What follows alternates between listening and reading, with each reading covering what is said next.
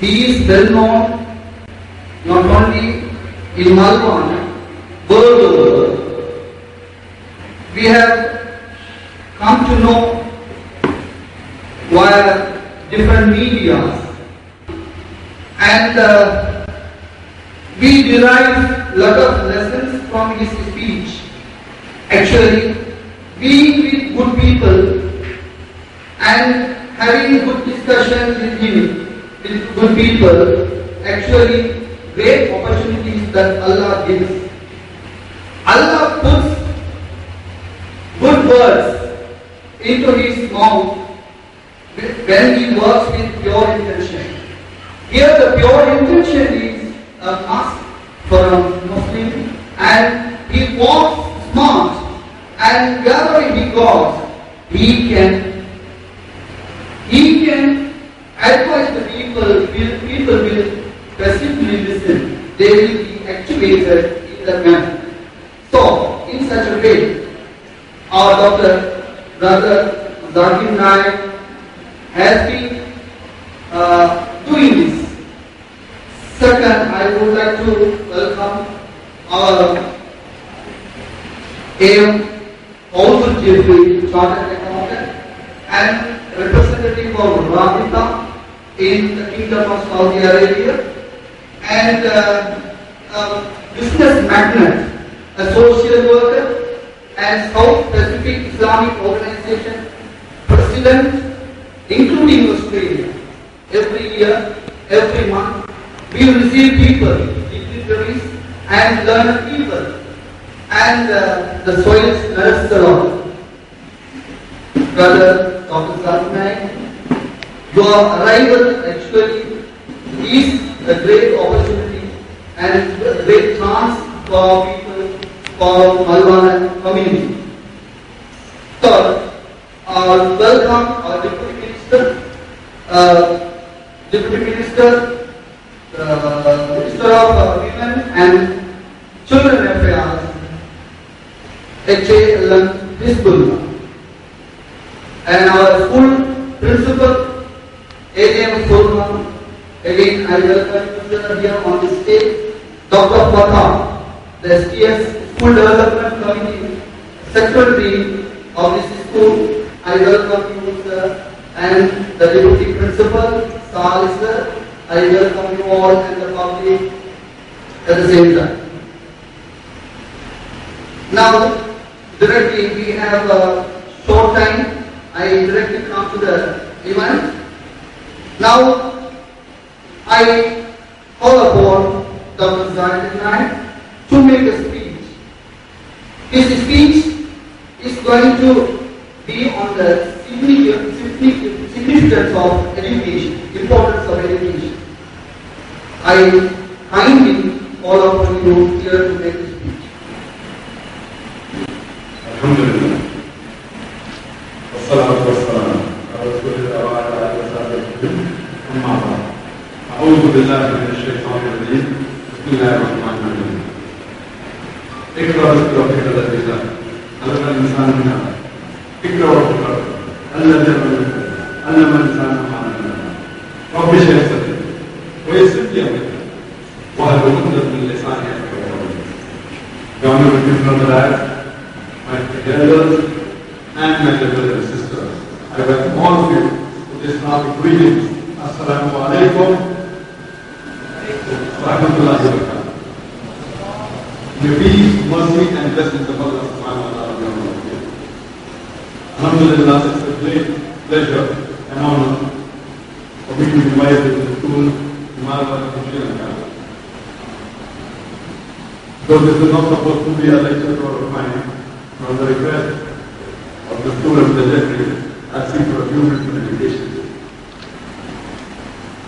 The first guidance given by Allah subhanahu wa ta'ala to the whole of humankind in the glorious Quran was not to pray, it was not to fast, it was not to perform Hajj regularly, but it was ikhlas, it was to read.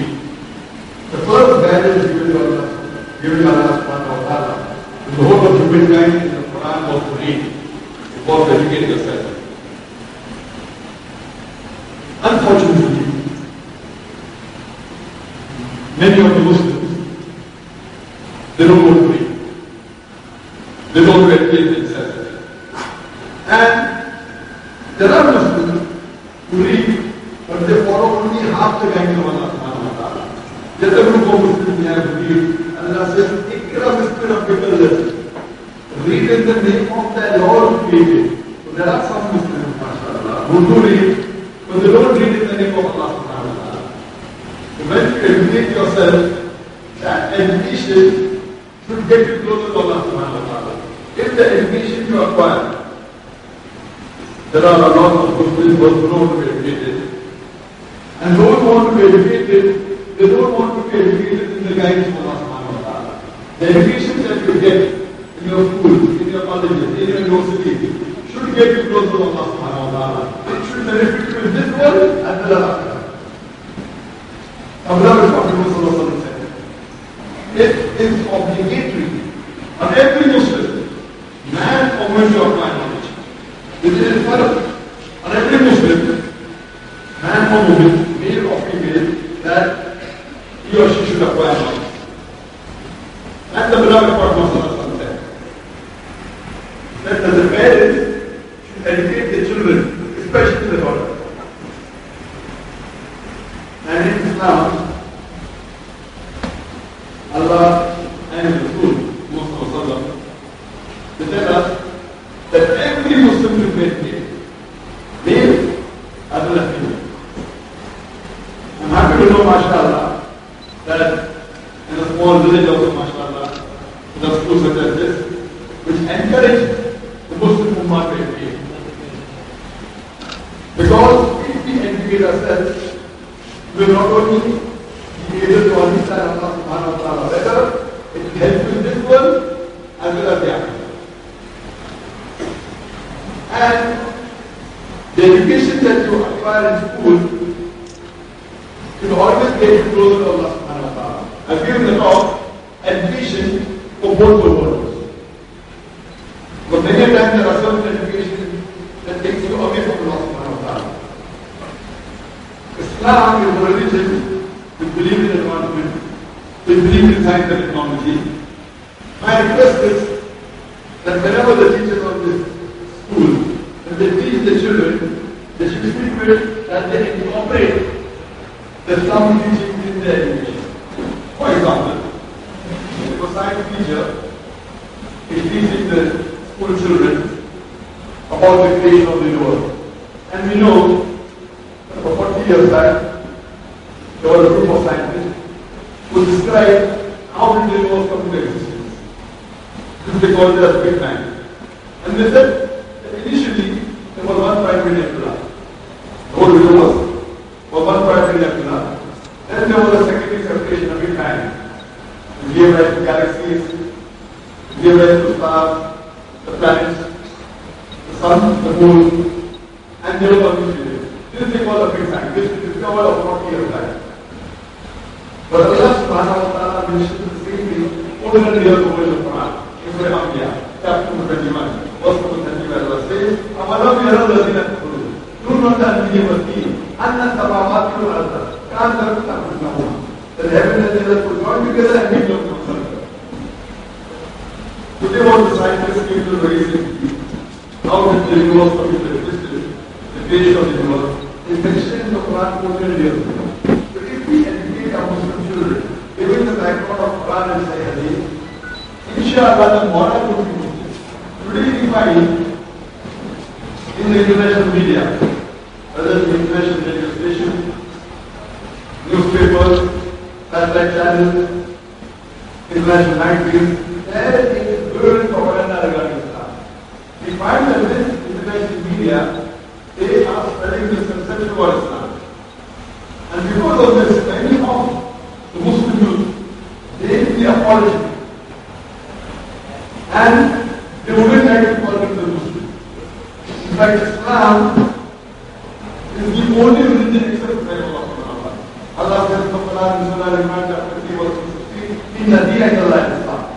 The only way of life, the only religion acceptable in the sight of Allah subhanahu wa ta'ala is Islam. So Muslims should be proud of our deen. And we should know how to convey this message of Islam to others around our heads.